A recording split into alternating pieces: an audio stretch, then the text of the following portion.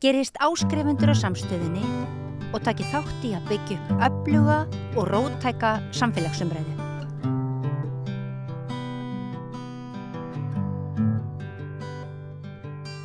Já, þið þá komið að því að ræða öryggismál í Evrópu, þar sem að einhver sagði að stefnubreyting ríkisstjórnar Trump hafi verið eins og kjarnorkusprengja sem væri varpað inn í Evrópu. Það allt upp í loft. Helen Ólafsdóttir sem er ráðgjafi í öryggismálum hefur komið oft hingað til okkar að ræða öryggismál, en nú eru mikla breytingar síðan að við töluðum saman síðast, Helen, eða það kannski bara að atburðir og stefnubreyting Trump hefur svona afhjúpað kannski eitthvað sem við hefðum átt að geta séð áður. Hvernig meturðu þessa breytingu? Við heldum tala saman fyrir einhverjum 8 mánuðum öryggismál síðast og það er rétt að fyrir mörgum að þá er heimurinn bara verið hreinlega snúið á hvolf og vissulega var það ljóst að þegar Trump var kosinn forseti að þá var vitað miðað við svona orðræðuna sem hefði átt sér stað bara í hans þegar hann var að bjóða sig fram að hvort sem að það var Project 25 sem að fjallar svona einmitt að rífa svolítið í sundur ameríska administrasjón og takast á við þetta deep state og svona, þannig að það ætti í rauninni ekkert að koma neinum á óvart þessar drastískar aðgerðir sem að Trump er að hrinda í framkvæmd núna. Það eru ólígarkarnir sem eru komnir við völdi núna, ekki korporatistarnir sem voru þarna áður. Þetta er flötur samt á sama, þetta er bara 2 hliðar á sama peningnum, því að mér finnst rosalega athyglisvert að sjá hvernig Evrópa, og ég held að það er margir sem hafa talað þetta, Evrópa hefur náttúrulega á síðustu áratugum verið svolítið, bara leiðtogalaus og ekki með neina kannski svona samheldna sýn á öryggismál og hafa svolítið bara elt Bandaríkin í síðustu missurum í því sem Bandaríkin er að gera. Það má reyndar taka það fram að þegar að Bandaríkin réðist inn í Írak 2003 sem var ólögleg innrás og ég meina þá hefði við vorum partur af þeirri innrás því við vorum hluti af staðföstu þjóðunum sem að kvittuðum undir það að þetta var ólögleg innrás. Þannig að þetta að grafa undan alþjóðastofnunum og okkar alþjóðakerfi er ekki nýtt og þetta hefur verið mjög mikið gert á okkar aðalbandamanni og okkar bara samstarfsþjóð sem við erum með varnarsamning frá 1951 sem byggir á kaldastríðstímanum. Þannig að Bandaríkin eru sjálf búin að vera að grafa undan alþjóðakerfinu og nú síðast, og þarna einmitt vil ég benda á þennan hryllilega tvískinnung, það er að Biden ríkisstjórnin hefur rekið þjóðamorð í Palestínu. Og þess vegna fer það í mig þegar að okkar eigin stjórnmálafólk talar líkt þenkjandi þjóðir og vísar þar meðal annars til Bandaríkjanna. En síðan er fólk núna að vakna upp við vondan draum að allt í einu að þá telja Bandaríkjamenn sig núna í þessari ríkisstjórn með Trump sem vissulega var kosinn í kosningu að þeirra hagsmunum sé bara einfallega betur borgið með því að núna setja sig með núna síðasta atkvæðagreiðslan hjá Sameinuðu þjóðunum sýndi það að þeir eru að kjósa með Rússlandi og Kína og Íran. Þegar að kemur af til dæmis involveringu Rússa í stríðinu í Úkraínu og þetta kemur flatt upp á Evrópuleiðtoga. En þeir sem hafa verið að fylgjast með og hafa verið að gagnrýna Bandaríkin einmitt fyrir þeirra skelfilegu utanríkisstefnu sem hefur knésett, ég veit ekki hvað margar þjóðir, við getum svo sem rennt í gegnum það á eftir, en þetta á ekki að koma á óvart að við séum komin á þennan stað og eitt sem ég vil nefna er að samtal öryggismál er yfirborðskennt. Vegna þess að þetta snýst ekki bara gamaldags styrjaldir eins og við svona, það sem við þurfum að horfa í eru hagsmunir og bakvið styrjaldirnar og við þurfum að horfa á þá gríðarlegu samþjöppun á auði sem hefur átt sér stað í heiminum, þar sem örfáir aðilar eiga meira en helmingurinn á heiminum. Og við verðum átt okkur á því að stríð verða til af ýmsum ástæðum og stríðsrekstur eins og hann gengur fyrir í dag, bara ef við horfum til dæmis á bandaríska þingið, þar eru gríðarlega hagsmunaöfl sem að ráða hreinlega ákvörðunartökum þessara þingmanna þegar að fer að því að veita fé til hergagna iðnaðarins. Þetta verður við líka að tala og horfast í augu við, að það er svona undan nýfrálshyggjunni með samþjöppun af fé, með ýmsum svona, bara military industry complex, er svona kannski best að nota það bara, að þetta er miklu flóknara heldur en það að þarna er bara stað einhver svona gamaldags styrjöld. Já. En þú sagðir að maður vantaði í svona sterka leiðtoga í Evrópu, en það svona raunhæft að vera að bíða eftir því að Evrópuríkin hafa bara mjög ólíka hagsmuni og ef að þú ert að kalla eftir leiðtoga sem getur farið að í staðin fyrir að herfaðast að fara að vinna að svona meinunum sem að leiða til stríðaldar, að þá er eiginlega ekki hægt að sjá það í neinu Evrópulandi að pólitíska umhverfið í nokkru Evrópulandi geti búið til slíkan leiðtoga, því að það er bara meira og minna fólk sem er að skottast á eftir þeirri þróun sem að við höfum verið að horfa upp á núna, sem að er svona að kapitalismin er að þróast yfir í svona oligarkisma, það sem að menn eins og svona Musk og Bezos og fleiri eru komin bara inn í stjórnsýsluna svipað og er í Rússlandi. Já, og svo er þetta svo, þetta er raunni bara, þetta er bara miklu opnara. Þetta hefur verið að gerast mjög lengi, það sem að þessi bilið milli business og stjórnmálana hefur verið nánast engin í Bandaríkjunum sérstaklega og líka í Bretlandi það sem ég er núna. Það sem Evrópa, mér finnst eiga sér stað ákveðið uppgjör í heiminum og við hefum talað þetta að við erum að flytja okkur frá unipolar heimi yfir í multipolar heim og þessi breyting er erfið vegna þess að það eru svo mikið svona unknowns og það líka við erum átt okkur því að BRICS-löndin til dæmis eru með að verðast, þetta er meiri hluti heimsins er í BRICS-löndunum, þetta er 5 sinnum stærra fjöldin sem býr í BRICS-löndunum heldur en til dæmis G7 og BRICS-hagkerfin eru stærri og þannig að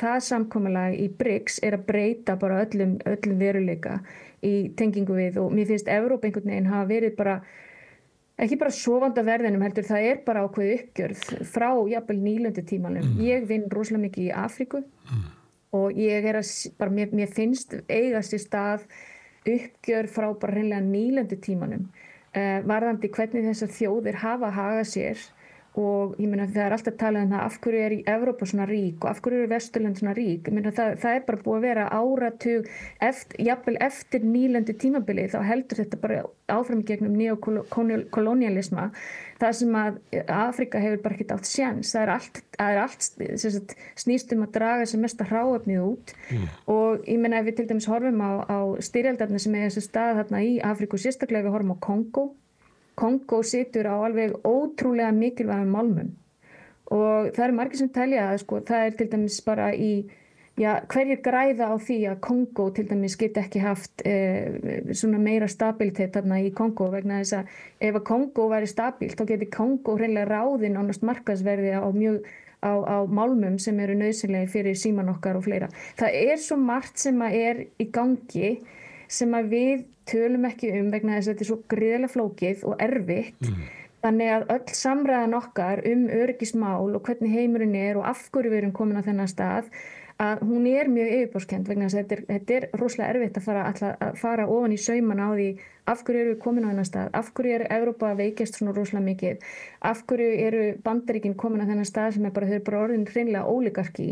Þetta er bara búið að vera að gerast á mörgum áratugum og ég er voðalega hrædd ef ég til dæmis horfa á Ísland, okkur hefur þótt mjög þægilegt að vera undir verndarvænd Bandaríkjanna þrátt fyrir að við megum vita og eigum að vita það að Bandaríkin hafa átt þátt í fjölmörgum valdatökum og bara hræðilegum og ólöglegum stríðum á síðustu áratugum.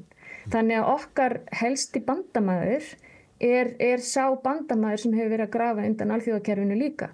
Alveg eins og Rússland, við getum síðan talað Kína, hvernig Kína hefur breyst til dæmis lyft 400 milljónum manns úr fátækt á bara örstuttum tíma og síðan þetta valdatafl núna á milli þessara stórríkja. Já, mér finnst bara, við getum talað líka bara íslenska öryggisstefnu. Já, mér langar aðeins að tala Ísland, en áður en við gerum það aðeins varðandi þessa umbreytingu frá svona einpóla heimi þar sem að Bandaríkin voru í leina svona stórveldið og var svona trú, hversu heimskúli sem hún var að hægt og bítandi myndu öll samfélag þróa svona í áttina því að verða eins og Bandaríkin og það var eiginlega hlutur Bandaríkin að íta undir þá þróun með valdaránum og útvikun NATO og fleira og við þekkjum það.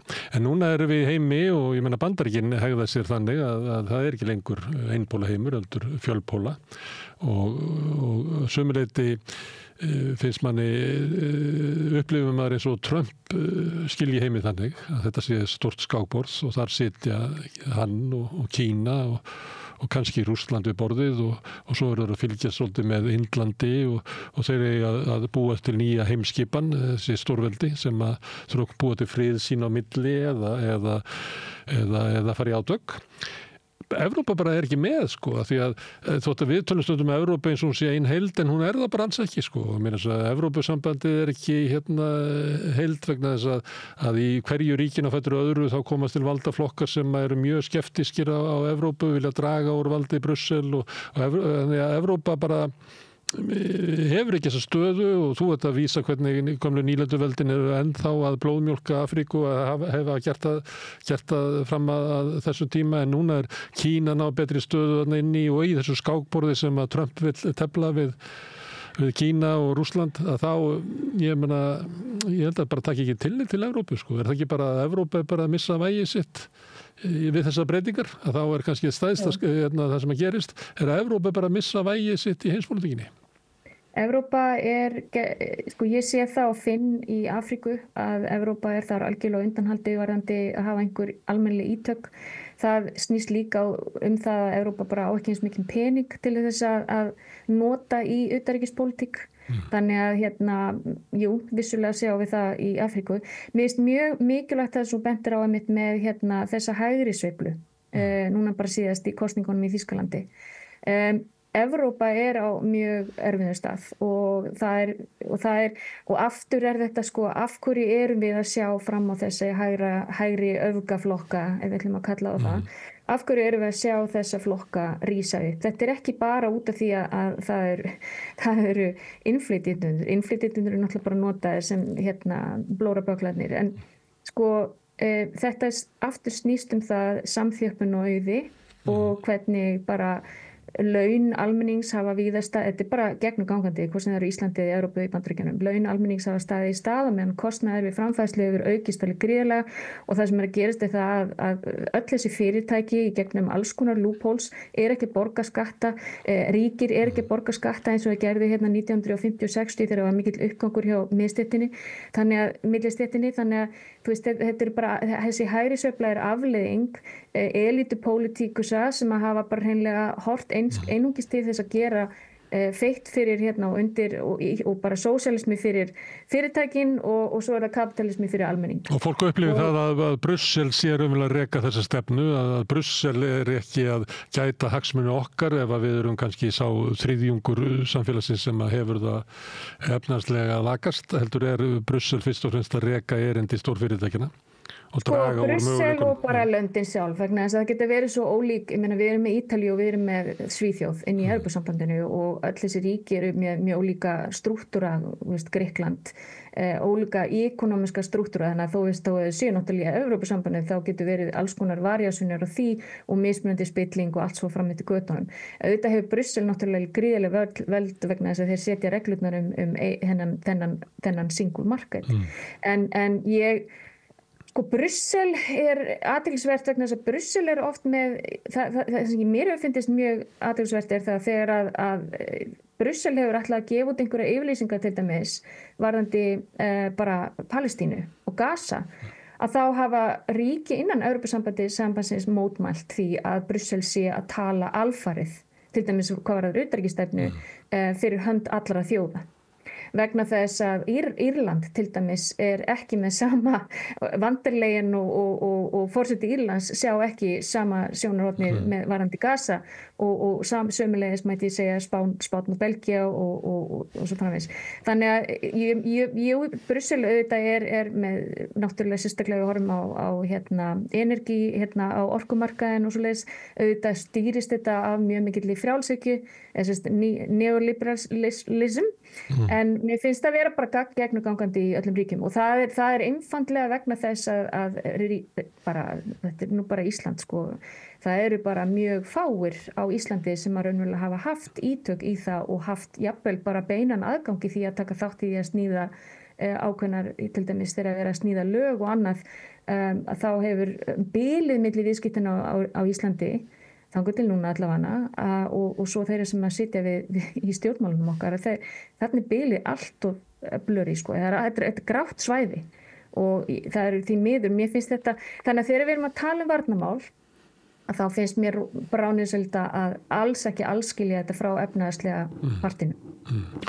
En núna eru umræður það að þegar Trump breytir stefnu gagnvart Úkraínu og hann núna ætlar að svínbeygja Zelenský til þess að láta hönd í góðan hluta af auðlundum landsins fyrir stuðning sem hann hefur þegar fengið. Hann bara innheimta skuldir eins og hann gerði kannski fyrir pappa sig þegar hann gekk á milli íbúða og var að rukka leiguna. Að þá koma ýmis svona hugmyndir í Evrópu að þeir fara þarna hver á fætur öðrum og reyna svona milda hjartans einhvern veginn að skjalla hann svolítið og eins og maður vel vera Trump sig kjáni en ég veit ekki hvort það sé gáfulegt að Macron og Keir Starmer komi þarna eftir og reyni að skjalla hann og láta hann skipta skoðun eins og að þessi breytta stefna sé út af sko einhverjum persónugöllum hans.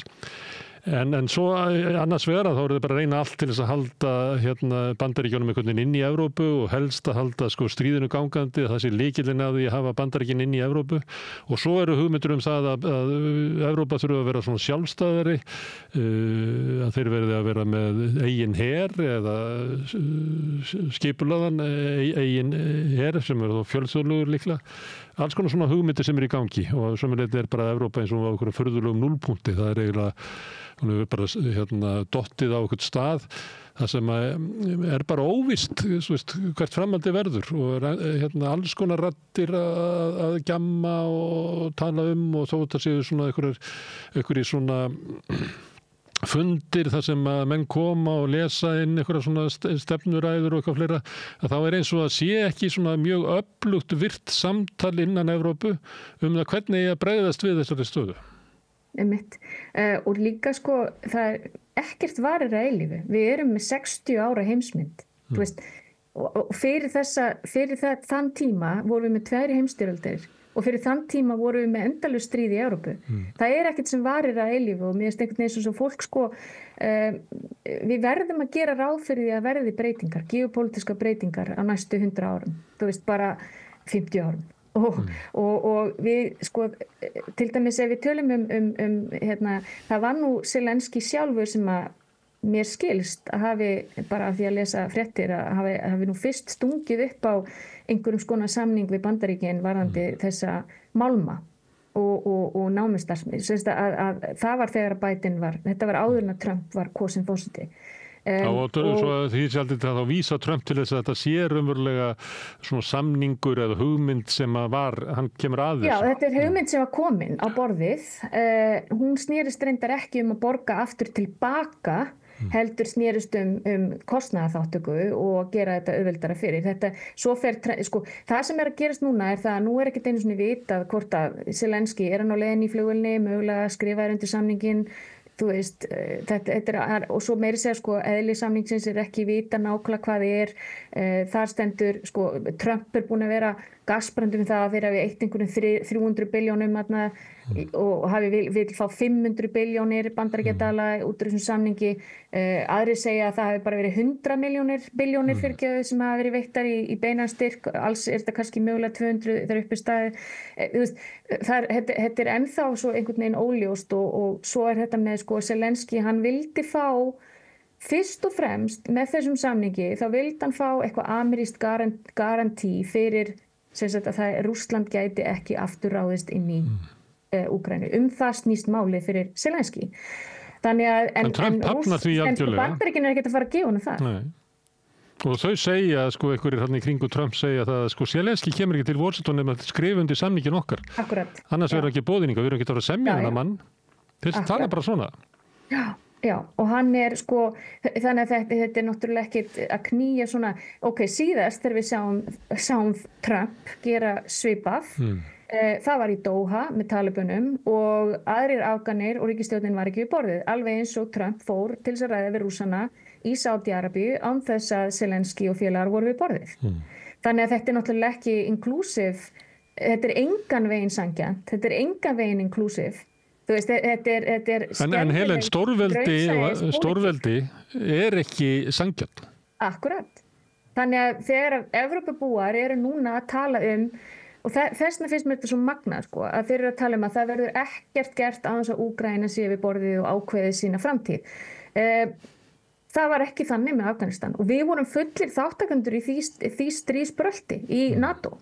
Það sem að Ísland var með okkar á einhverjum tímapunkti vorum við með jeppasveit þarna, við vorum partur af NATO í Afganistan og þessu var öllu fleygt frá sig þegar Bandaríkjamenn voru búin að fá nóg. Þetta snerist aldrei alveg nákvæmlega eins og þú segir. Þetta snerist ekki alþjóðalög, mannréttindi eða nokkurn annan skapaðan hlut. Og það sem svo athyglisvert það að því að við höfum, Bandaríkin hafa oft farið fram með þá orðræðu að þau séu að vernda hagsmuni Úkraínubúa og mannréttindi og tala fyrir friði og freedom and democracy. Nú er þetta bara hættir að þykjast. Nú er þetta bara opið. Þetta bara business deal. En þá þýðir að okkar gildi, Helen, okkur hefur verið sagt að okkar ráðafólki að við erum að Úkraínumenn séu að deyja á vígvöllinu fyrir okkar gildi, þannig okkar gildi eru þá bara gildi Trump eða?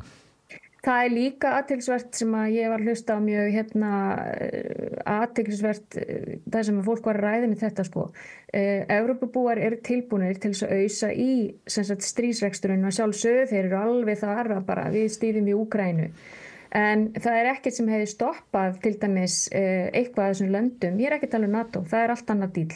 En öll þessu lönd hefði alveg getað sendt hersveitir til Úkraínu til þess að hjálpa Úkraínu, en þau voru ekki tilbúin til þess. Þannig að þau voru í rauninni ekki tilbúin til þess að stíga inn full skref til þess að verða partur af þessum átökum. En það bara sýnir það að þetta var svona, við erum þarna fyrir Úkraínu en það Úkraína sem tekur slaginn. Samt vita allir náttúrulega þetta var hálfgert proxystríð á milli Rússlands og Bandaríkjanna, ég meina þú veist og Vesturlanda en Úkraína þurfti að heyja stríðið. En var það ekki líka vegna þess að Rússland herveldi og kjarnorkuveldi að þú ferði ekki að leikara því að fara í beint stríð við þá ertu bara að starta þriðju heimsstyrjöldinni sem getur verið síðasta heimsstyrjöldin. Það var ekki góð að sögu að því þegar þið fóru síðast inn í Rússland, þannig að vissulega. En þess vegna þetta búið að vera það sem að vantar í allra orðræðu, líka hjá okkar utanríkisráðurum, bæði núverandi og fyrrverandi. Ég ætla reyndar að væri gott að ræða en svona var nú einhver samtal í gær varnarmál á Íslandi.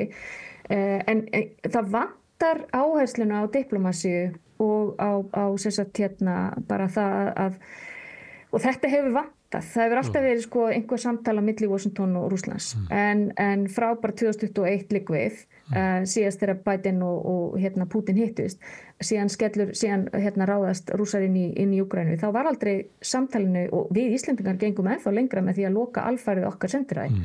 Það stór hættulegt þegar við lokum allt samtal og alla diplomasíu af því að það ennþá algjörlega þannig að þetta stríð verður aldrei fullnaða sigur og nú standa Evrópuþjóðirnar frammi fyrir því sem hafa talað fyrir fullnaða sigri og bara raunverulega krafist þess að það sé fullnaða sigur, standa allt í einu frammi fyrir því að Bandaríkin segja, heyrðu við nennum ekki taka þátt í þessu lengur, hér verður samið frið, okkur alveg nákvæmlega sama hvaða forsendið það en þetta hættir, af því við erum ekki að fara að styðja við þetta áfram. Og allt í einu stendur Evrópu upp með öll þessi gildi og allt þetta retorik sem búið að vera þarna síðastliðin 2 ár og getur ekki staðið eitt í þessu. Evrópa getur ekki haldið þessu áfram á Bandaríkjanna. Og þú ert alveg viss það, því að Evrópumenn tala svolítið þannig og meðal annars okkar fólk eins og að þessi valkostur að Evrópa bara taki yfir hlutur Bandaríkjanna og styðji Úkraínu og vígvellinum mögulega til fullnaðar sigurs að það sé bara rétt handa við hornið muni rússneski herinn brotna saman og þú kannast við allt saman, þetta alltaf á að vera nú 3 En ár. borgararnir eru ekki tilbúinir til þess, til dæmis hérna í Bretlandi, að það engin tilbúin til þess að senda breska hermenn á vígvöllin.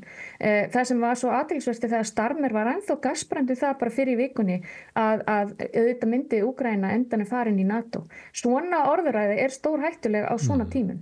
Og hún ekki til neins góðs vegna þess að það algjörlega ljóst að Bandaríkin á þessum tímabili með þessar ríkisstjórn munu aldrei samþykkja útþenslu NATO með Trump núna komin inn í Hvítahúsi. Þannig að það bara búið. Ef að Bandaríkin segja nei, þá náttúrulega fer Úkraína ekki inn í NATO, það ætti að vera öllum ljóst, en kannski á Starmer þá við það að, ég meina, ríkisstjórn Trump ekki eilíf og það gefur önnur ríkisstjórn í Bandaríkjunum og þá mun Úkraína fara 2036 eitthvað, en þá ertu kannski byrja að tala svo langt inn í framtíðin að það eiginlega marklaust.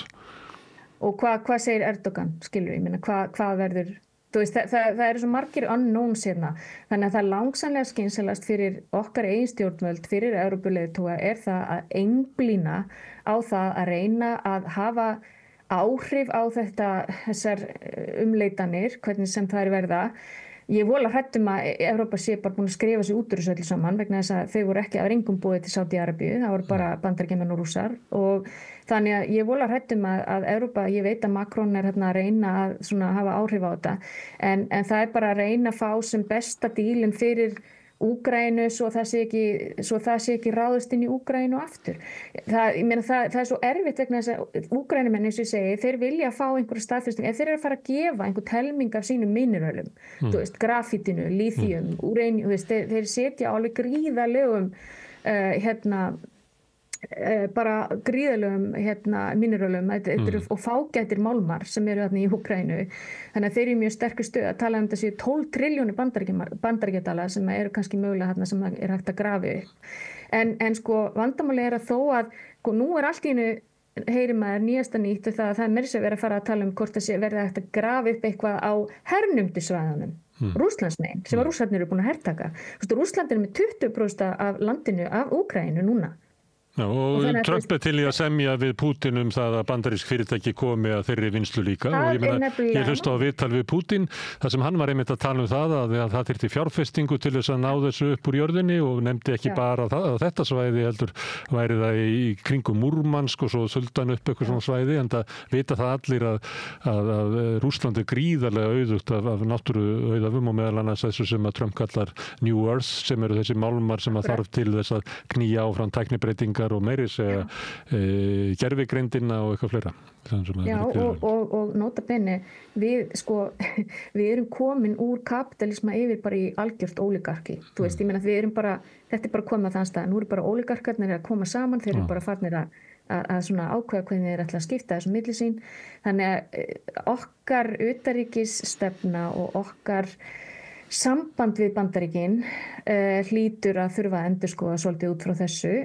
Ég hjó eftir því að Ingibjörg Sólrún sagði að mættum ekki hlaupa upp til hund og fóta. Það mætti ekki taka þessu ofarlega, við erum að bíða og sjá hvað setur því að við mættum ekki afskrifa Bandaríkin sem okkar bandamann. Ég held bara að það hafi verið komin samt svolítið tími á það að með hvernig Bandaríkin hafa hagað sér á alþjóðasviðinu og eins okkar þáttaka með þeim í þessu Íraksbrölti og hvernig þeir höguðu sér í Afganistan. Mér finnst bara að vera fullkomlega eðlilegt að eiga bara honest samtalið það hvort þetta sé eitthvað, ég meina við erum í NATO og þar eigum við samband, en sko samningur frá 51 gefur Bandaríkjunum rosalega mikið svigrúm á Íslandi til þess að athafna sig.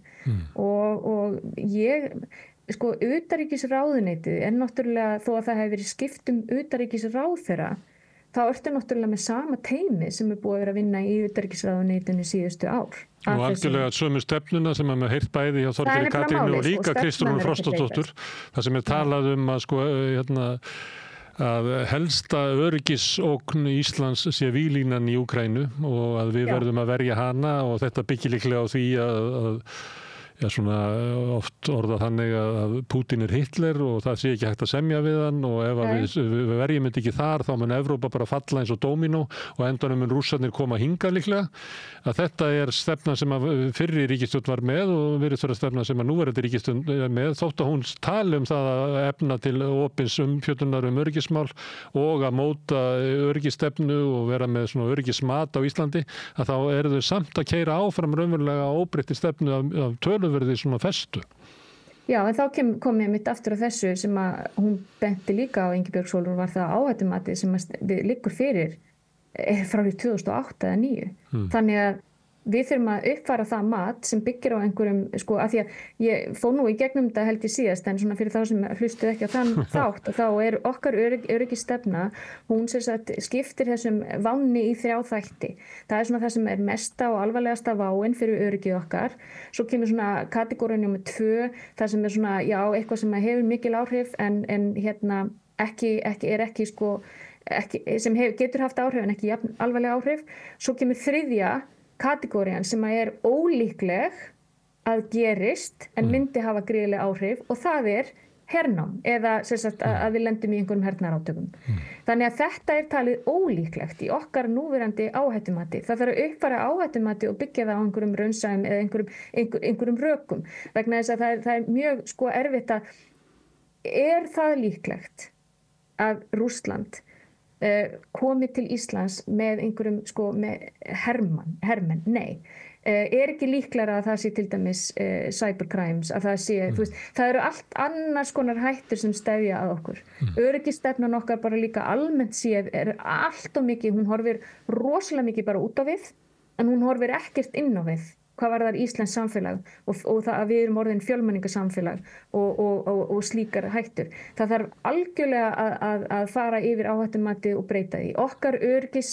Okkar sýn og það sem við verið að tala og hvernig presentera öll okkar málfærið öryggismálin á Íslandi eru rosalega, finnst mér gamaldags. Við mættum taka okkur meira bara Austurríki til fyrirmyndar og skoða svolítið öryggisstefnu Austurríkis. Það skal reynda að taka fram að Austurríki ekki NATO. Austurríki tekur ekki þátt í hernaðarbandalögum. Austurríki þar leiðandi nútral eins og Sviss sem ekki í NATO. Austurríki með öryggisstefnu sem miðar miklu meira af, þeir tala social welfare, þeir skilgreina öryggi síns fólks á þeim forsendum. Út frá velferð borgarana. Við erum föst í einhver svona kaldastríðsmómenti sko, og orðræðan eftir því og ef við horfum til dæmis bara á síðuna hjá utanríkisráðuneytinu, hún rosalega herlæg og þannig að þú veist, þetta bara varnarmálráðuneyti þegar þú skoðar síðuna hjá öryggisráðuneytinu. Freudian slip. Það ætti að vera diplómatar þar í öllum herbyrgjum, sérstaklega hjá herlausi þjóðs, en það eru svona komin herskártónn í utanríkisráðuneytið. Já, og svo þegar sko, eins og Stefán Pálsson segir í Kastljósinu, ég meina hann bendir á það, þú veist, að það hefur algjörlega maður búast við því að þegar þessi orðræða komin á þetta stig, það sem verið að preppa okkur í það að þurfa að eyða miklu meiri pening til dæmis í varnarmál. Það skiptir máli hvaða varnarmál það eru. Mér varst reyndar ágætt að heyra þegar á þessum fundi sem fór fram hérna í gær held ég að verið öryggismál þar sem að bæði Þorgerður Katrín og hérna fyrrverandi utanríkisráðherrar sátu að það var svona aðeins verið að velta fleiri málum og þar var til dæmis áhersla á að stuðningurinn í Úkraínu, ég heyrði ekki vopnasendingar nefndar, ég mjög ánægð ef það verður ekki áfram, heldur sé einmitt einblínt á aðra hluti. Það nefndu líka að það að huga landhelgisgæslunni, innviðum, þyrlum, þú veist, þetta finnst mér bara logikal sko. Mér finnst þetta, en þegar ég farin að heyra einhvern bara í, þú veist, Kastljós að tala íslenska herinn og svona, þú veist, ok, hvað til dæmis Malta, hann nefndi Möltu í Kastljósi, hvað Malta með marga hermenn, 2000, þú bara hafa á hreinu. En hvað til dæmis, ef við ætlum að vera með nú þetta eitthvað sem ég vinn við sko, að skoða kostnaðarlið í kringum her og hvaða kostar að viðhalda her og allur búnaðurinn og allur pakkin, hvort sem eru eftirlaunapakkarnir, allur fjölskyldustuðningur, það svo margt sem fylgir því að vera með her, vegna þess að ef þú ert actualt sem að maður myndi gera ráð fyrir, ef þú ætlar að fara að beita þessum her erlendis á einhverjum tímpúnti, bara þó að sé ekki nema örfáir menn sem séu sendir út eins og við hefum gert fyrir NATO á borgulegum forsendum, að þá kostar, til dæmis í Bretlandi, eitt svona brigade sem kannski bara 3-5.000 hermenn. Þetta 130 milljónir punda að viðhalda svona batteríi, sko. Þannig að þú veist, þegar maður segir svona, já, við getum verið með her, það þarf að fara í, þú fyrst aðeins að skoða analýsingur á bakvega, hvar okkar fjármunum best varið þegar kemur að ég styrkja stóðir, og ég miklu meira á því að einmitt að loftvarna eftirlit, cyber eftirlit, þú veist, það eru aðrir hlutir sem eru miklu meira betra að eyða peningunum í heldur en einhverja gæja hlaupandum með byssur. Það bara staðreynd. Við erum með Víkingasveitina, við getum hort upp á það kannski efla hana, þó að það hefur nú verið tilraun til þess að efla vopnabúr íslensku lögregluna núna upp á síðkasti, en það má bara endurskoða það allt. Það líka ágætt að heyra svo sem að það orðið eitthvað svona samheitt starfsemi varðandi öryggismál inn í öryggisráðuneytinu. Það kannski að skoða betur hvernig þeim málum betur farið, en samt sem áður, allt málfarið samt í kringum þessa NATO-styrjöld og heimsmyndin sem okkar verið presenturuð, hún ennþá svolítið gamaldags, hún fer ekki nógu djúpt ofan í hvað raunverulega vandamáli, hvað að valda þessum átökum. Þannig að mér finnst við eiga, já, og þetta, nú nefndi utanríkisráðherra að það þurfa að eiga sér samtal við þjóðina. Það þarf þá að vera samtal. Að með ekki vera drottningaviðtöl. Við fáum alltaf mikil drottningaviðtöl í RÚV, en það engum röddum leyft að komast að sem að gagnrýna eða vilja skoða hlutina frá öðrum sjónarhornum. Persónulega ég hernaðarandstæðingur. Ég tel ekki endilega að okkar hlutverki sé endilega betur að okkar staða sé betur borgið innan NATO. Þetta bara mín persónuleg, hvað ég trúi á sjálf, að við eigum að vera friðelskandi þjóð, að við eigum ekki að vera með her, við getum verið í bandalögum, við getum alveg eins og Austurríki og Sviss það eru bandalög sem þeir geta, ekki Austurríki, en til dæmis Malta í bandalagi við Breta, við getum verið áfram í einhverjum bandalögum. Mér finnst að við eigum að styrkja gríðarlega okkar bara samvinnu við Norðurlöndin, sérstaklega Danmörku út af Grænlandi og Noregi út af Norðurslóðum. Mér finnst að við eigum að vera einmitt að tala fyrir friði, diplomasíu. Mér finnst við ekki eiga erindi í þetta vopnaskak og þú veist, það er alltaf verið að tönglast á þessu að við eigum að vera verðugur bandamaður. Þú veist, þetta hugtak sem að Þórdís Kolbrún bjó til. Já, og þetta finnst mér ekki verðugur bandamaður. Við erum, við erum 400.000 manna þjóð og mér finnst bara það að við höfum verið að við erum í NATO, það eru einhverja NATO-æfingar, hvað viljum við gera meira? Þetta byssukúlu kaup um árið, þetta svona dæmigert það sem við erum að reyna, við getum ekki staðið öðrum þjóðum til jafns. Sorry, við erum bara 400.000 manns. Við getum það ekki, en við þurfum að byggja okkar comparative advantage sem geopolítíska staðan okkar í Atlantshafinu.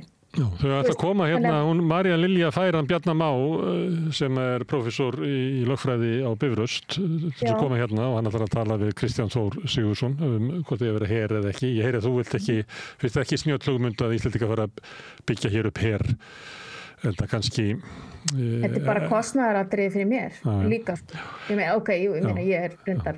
En varðandi geopolítísku stöðuna. Veit hann kostnaðinn af þessu? Veit hann hvaða kostnaðir kringum? Hann hlýtur að hafa reiknað það þá út. Ég veit ekki, hann lögfræðingur. Hefur hann gert einhverja analýsingu á því hvernig þessi her eru uppbyggður? Við skulum athuga hvort að María Lilja náði því ekki út hjá honum. En varðandi geopolítísku stöðuna að nú það þannig að því að þú nefndir hann sem að þriðja kostin sem ólíklegur að kæmi ykkur erlendur her og þá kannski hugmyndi núna í dag að það geti verið líkur á því að Rússar kæmi En við erum á svæði sem að Bandaríkin skilgreina sem sitt áhrifasvæði og sömuleyti má segja það að Trump sé að fallast á að Úkraína sé hluti af áhrifasvæði Rússlands og þá getum við ímynda okkur hvað það þýðir að vera á skilgreindu áhrifasvæði stórveldis að við megum bara gera það sem að stórveldinu líkar en ekkert umfram það.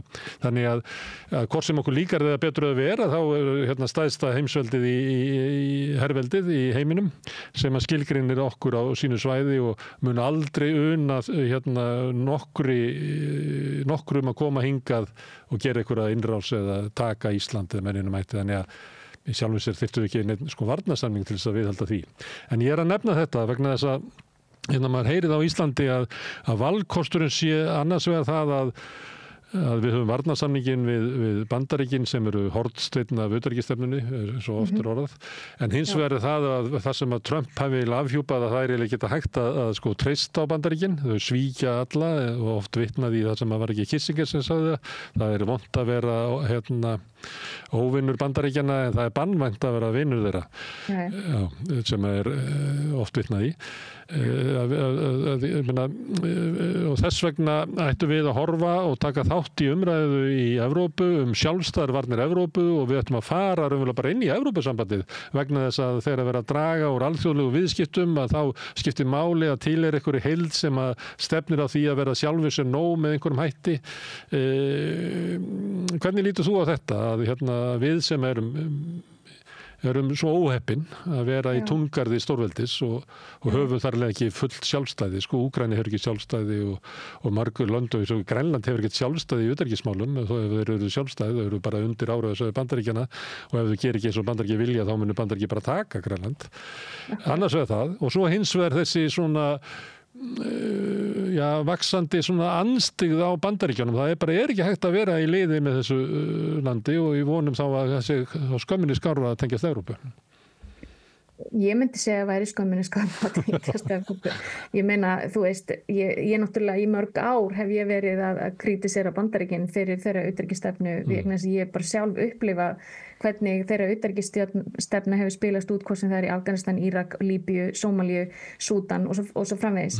Þannig að ég er ekki fan og mér finnst betra að ef við höllum okkur nær Evrópu.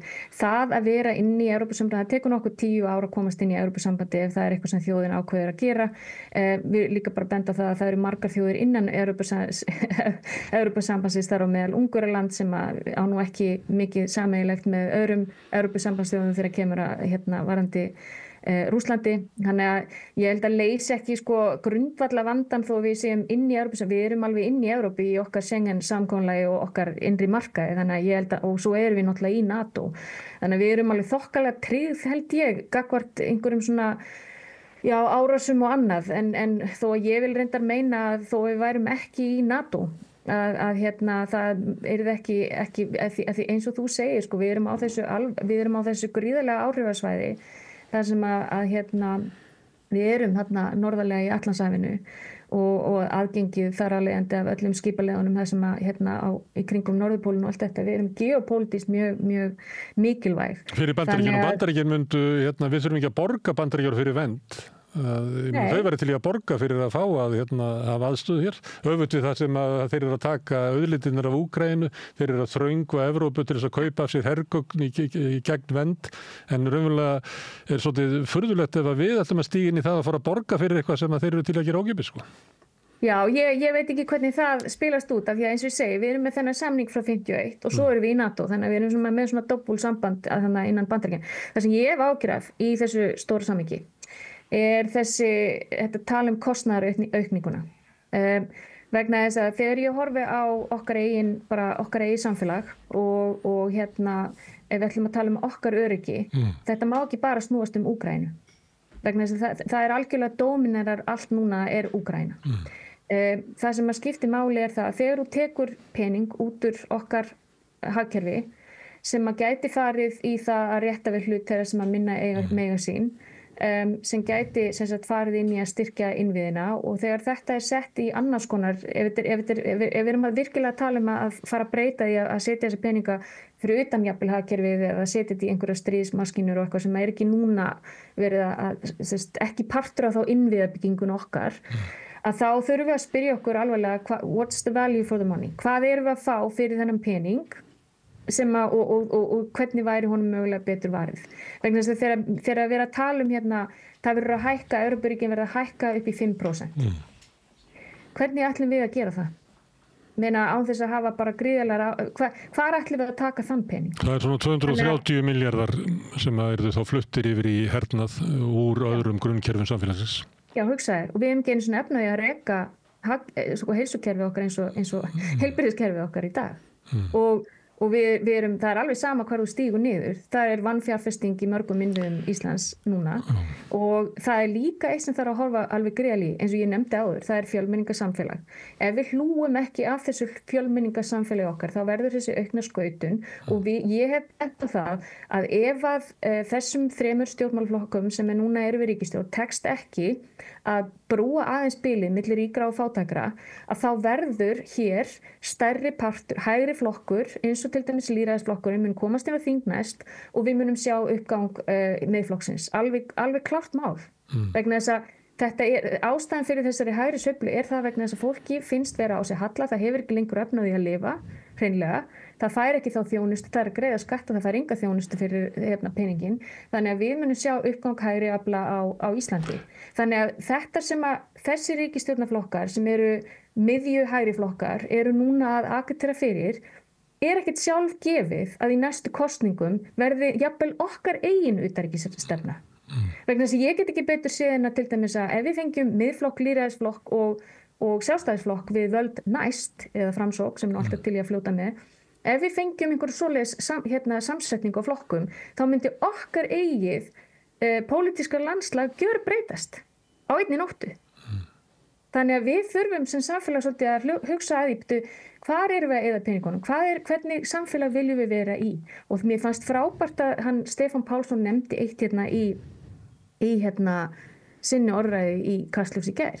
Hann sagði það er rosalega sérstakt og sértækt að vera ekki samfélag sem sendir unga menn í þá aðstöðu að vera jafnvel að drepa aðra unga menn.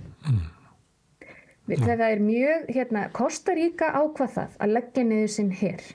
Við þurfum ekki að kaupa þessa heimsmynd sem mér finnst svolítið verið að reyna að, eins og ég var í sjokki þegar ég horfði á RÚV einhvern veginn 5 kvöld í röðleiku.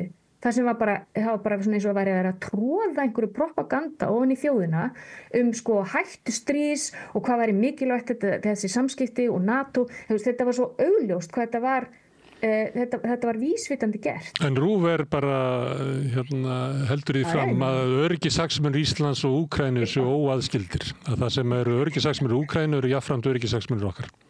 Já, þarna hefur einhver bara stungið upp á að gera fréttaseríu með utanríkisráðuneytinu, x-marka nætur í röð og manni fannst þetta, maður leið bara eins og þetta væri svona propaganda til þess að mýkja okkur í þá átt að samþykkja síðan hvað yrði miklu peningum í þessa hernaðarhyggju. Og þú heyrðir Þorgerði Katrínu að því að þú varst að minna þá hana fund sem var í Norræna húsinu, hann var fundur sem utanríkisráðuneytið hélt með Varðberg, félag vestræna samvinnu og þá sagði Þorgerður Katrínu að við yrðum að auka útgjöld okkar til hermála. Kannski ekki strax upp í 2%, þannig að þarna mér þau ekki hafa komið fram svona skýrt, hún segir bara eins og það sé óhjákvæmilegt að við förum þessa leið og 2% sem hún að vísa til eru núna reyndar orðið 5% í kröfum Trump. Þannig að það er eins og stjórnmálastéttin okkar sé búin að fallast á það að við þurfum að fara þessa leið.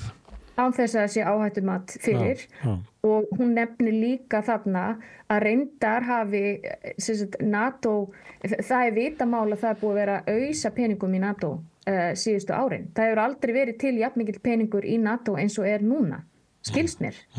Þannig að það þetta en þetta svo skrítið vegna þess að sama tíma erum við að tala um það að það verið samið frið í Úkraínu, milli Úkraínu og Rússlands.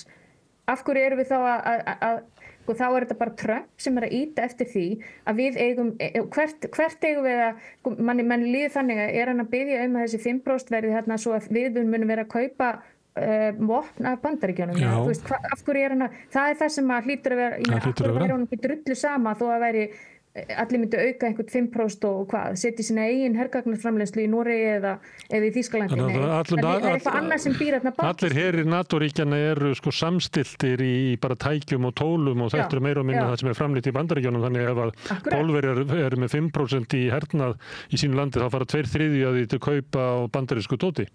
Og þetta segir Trump bara innanlands. Frábært ef við setjum 5% á okkar hagkerfi í það að kaupa bandarísku vopn og tæki, bara frábær fjárfesting fyrir okkur, ekki satt. Jú, og þetta sagði Biden raunverulega líka, hann sagði við sendum bara herdótið okkar til Úkraínu og þá þurfum við að framleiða nýtt og það verður gert í þínu kjördæmi, kæri þingmaður, saman við þingheim þar. Þannig að þetta alltaf... Ég náttúrulega ok, ég er búin að starfa lengst af hef ég starfað fyrir Sameinuðu þjóðirnar og ég hef svona, þar náttúrulega mantran bara svo að í hverju einustu styrjöld vegna þess að kostnaðurinn við stríð svo hrikalegt og það svo gríðarlegt að það hlýtur alltaf að vera markmið í sjálfu sér að semja frið sem fyrst. Jú, það alltaf kveðið á sjálfsákvörðunarrétt fólks þó að það sé oft virt að vettugi. En sko þess vegna finnst mér bara horfandi á þetta stríð núna 3 árum seinna og það ekki það bara ekki forsenda fyrir því að halda áfram svona stríðsrekstri. Við erum að fara að kljást við svo stórar og alvarlegar bara til dæmis, það algjörlega ekkert verið að tala loftslagsvána. Það ekkert verið að tala að þú veist, biodiversity í heiminum að hrynja sem að sko áhrifin af því að 90% lífið í evrópskum ám dautt. Býflugurnar að hverfa.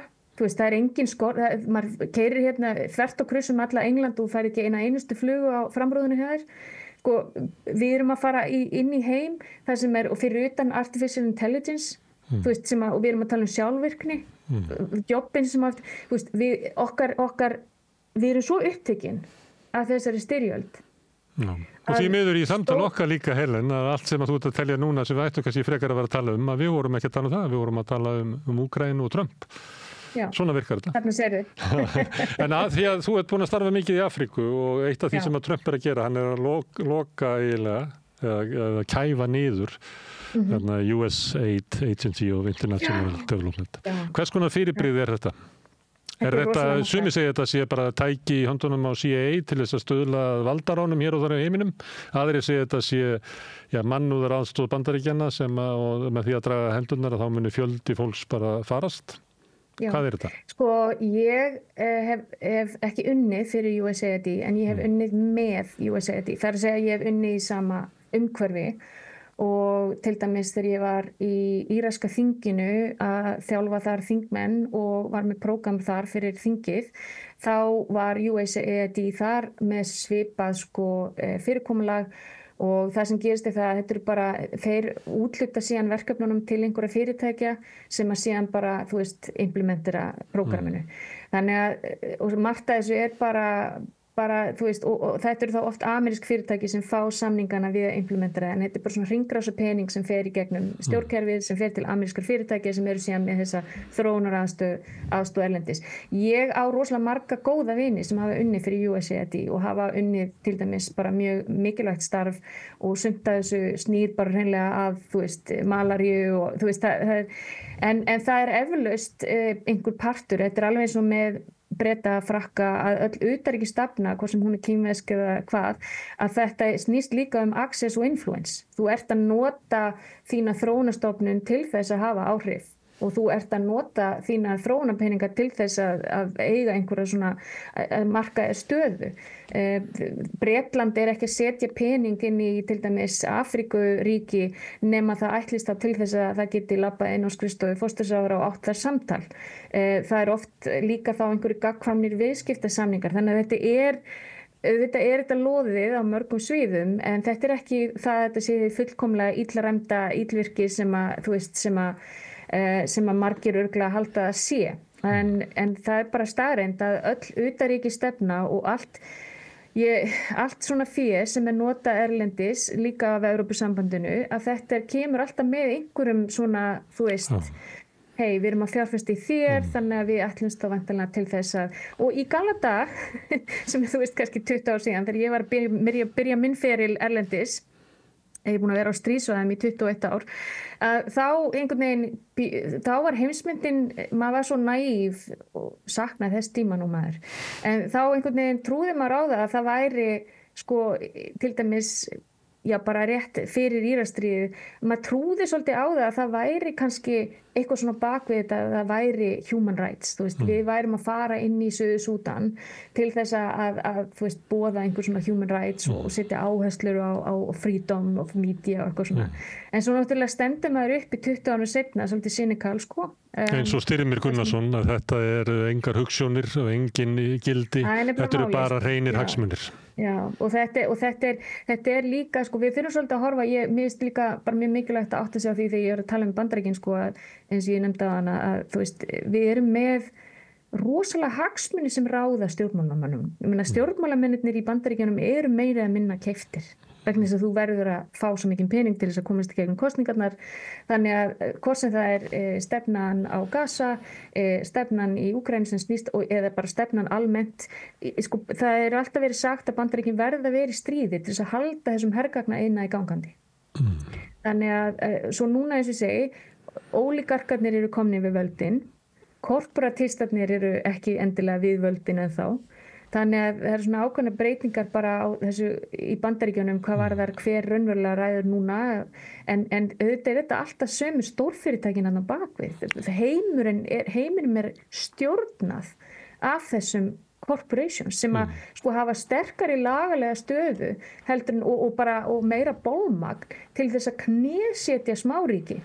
Þú veist, og það mesta öryggisógnin sem við stöndum fram með.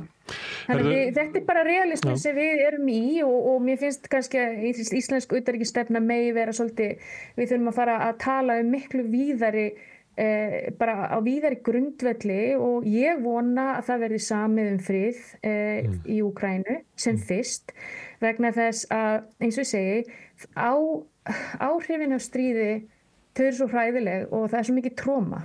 Og það, þú veist, að ætla að halda þessu áfram kannski í 3 til 4 til 5 ári viðbót áhrifin á bara úkraínsk samfélag á fólkið þar í landinu, ég meina, þú veist, kostnaðurinn svo hræðilegur við stríð ég meina, ennþá í Írak eftir allt þetta brölt frá því að innrásin 2003 reyndar náttúrulega líka stríði við Íran þar á undan pluss hvernig að fara með Kúrdana af Saddam Hussein en síðan þú veist áframhaldandi stríð á milli ríkjandi fylkinga Shia, Sunni, Al-Qaida síðan hérna með ISIS þú ert með samfélag sem svo gjörsamlega brotið að þú veist þetta tekur margar kynslóðir að komast í gegnum svona tróma. Við tökum það að tala upp hérna næstir að ég slæði á þráðum til þín, það búið á langt síðan að ég hef gert það hingað undanfarið, þannig að það er alltaf fróðlegt að tala við alþjóðamál og öryggismál, en það þú með sérþekkingu á þeim málum.